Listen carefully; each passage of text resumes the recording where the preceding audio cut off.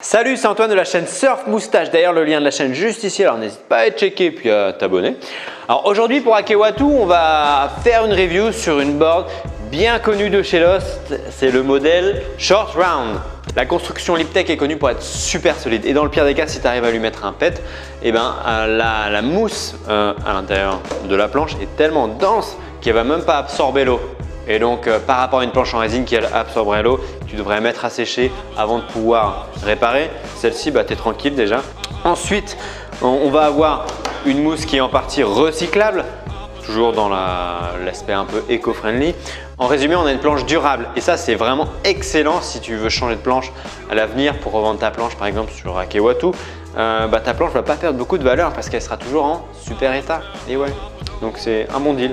Et avant d'aller plus loin dans les explications, n'hésite pas à t'abonner à la chaîne YouTube Akewatu, ça te permettra de savoir tout simplement lorsqu'une nouvelle vidéo est publiée. Et ouais. Cette planche est à mi-chemin entre un shortboard classique et une hybride. Elle est faite pour les surfeurs intermédiaires experts voulant surfer des vagues de 50 à 50 cm, pas 50 mètres, à 1,50 m dans des vagues un peu molles. Voilà, des vagues de tous les jours, des vagues qui ne poussent pas forcément. C'est pour ça que cette planche est faite.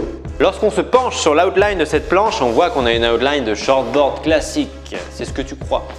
Parce que on a quand même plus de largeur sur cette planche. On a une planche plus joufflue, on pourrait dire. On a un nose plus large, bien qu'assez pointu, il faudra faire attention. On a un tail assez large aussi. Donc on a quand même pas mal d'épaisseur sur cette planche. Là on a une 5,8 avec 19 et quelques de largeur au mètre beau.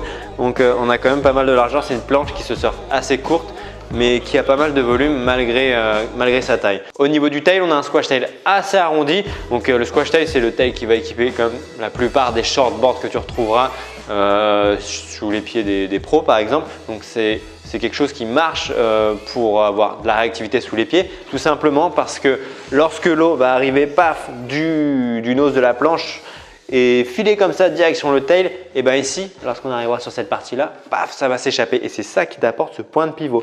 Du coup, on a de l'épaisseur, de la largeur, mais aussi de la réactivité dans les vagues molles. On peut observer qu'à l'avant de la planche, on va avoir un léger rocker, mais pas énormément parce qu'on veut un maximum de contact entre la planche et la vague pour générer de la vitesse et cette planche est faite pour surfer des vagues assez molles, donc des faces assez plates. Du coup, on ne veut pas trop de rocker, mais on a quand même un léger lift à l'avant là, tu vois, pour éviter de piquer si jamais tu veux envoyer des manœuvres dans le creux de la vague.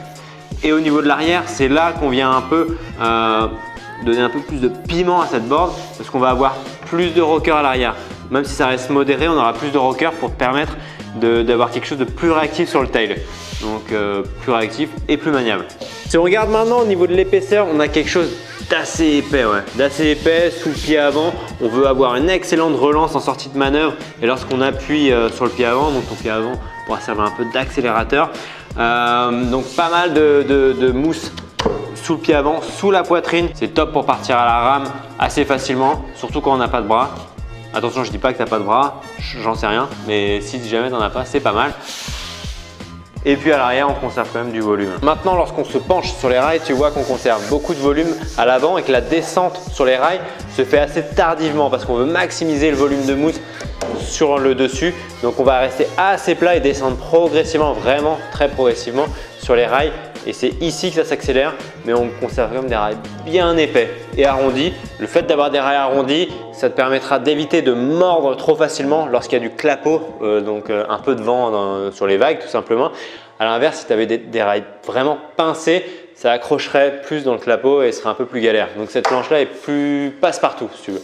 Maintenant sur le concave, on va avoir tout simplement sur cette planche un simple concave qui va démarrer de l'avant de la planche. Donc un simple concave, c'est lorsque c'est creusé d'un rail à l'autre et qui va se poursuivre et se creuser, donc vraiment s'affirmer tout le long de la planche jusqu'aux dérives. Et là, on va avoir un double concave, donc creusé de part et d'autre de la latte qui n'existe pas ici, creusé de part et d'autre du coup de la ligne imaginaire qu'on aurait au milieu de la planche pour t'apporter cette maniabilité sous les pieds et cette bascule d'un rail à l'autre plus facile. Donc l'eau va venir concentrer dans le simple concave, arriver dans la partie double concave, donc un peu plus joueuse, donc ça va splitter les flux d'eau qui vont arriver à l'arrière. Et puis après, il ne te reste plus qu'à envoyer le turn que cette planche peut te permettre d'envoyer. Concernant les dérives, on est sur quelque chose de polyvalent, une planche polyvalente faite pour surfer des vagues de tous les jours.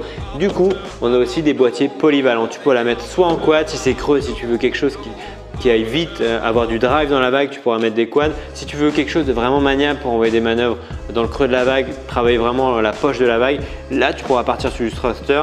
Donc c'est vraiment un peu à ton goût. Donc fais ton mix, change, essaye et vraiment éclate-toi tout simplement, quoi. Ça y est, c'est la fin de cette vidéo. Si tu as des questions, direction les commentaires et on y répondra avec plaisir. Je te donne rendez-vous dans les prochaines vidéos et puis bon surf! You